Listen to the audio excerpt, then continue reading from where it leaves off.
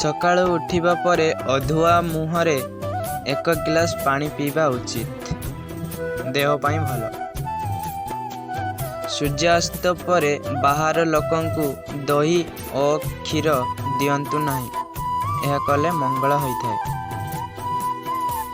ଯାଆଁଳା କଦଳୀ ଶିବଲିଙ୍ଗରେ ଘର୍ଷଣ କଲେ ଶୁଭ ଫଳ ମିଳିଥାଏ, ଏହା କଲେ ସମସ୍ତଙ୍କର ଭଲ ହୋଇଥାଏ।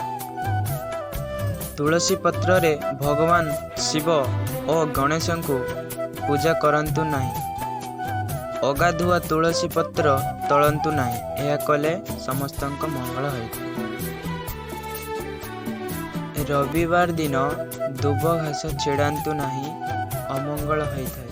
ରବିବାର ଓ ବୁଧବାର ଦିନ ଗାଧୋଇବା ପରେ ବରଗଛ ମୂଳରେ ପାଣି ଢାଳନ୍ତୁ ନାହିଁ। ପ୍ରତିଦିନ ସକାଳେ 2ଟି ଲିମ୍ବ ପତ୍ର ସେବନ କଲେ ଅନେକ ଉପକାର ମିଳିଥାଏ, ଦେହ ପାଇଁ ଉପକାର ହୋଇଥାଏ। ଘିଅର ଦୀପକୁ ଡାହାଣ ହାତରେ ଏବଂ ତେଲର ଦୀପକୁ ବାମ ହାତରେ ଲଗାଇଲେ ଶୁଭ ମିଳିଥାଏ।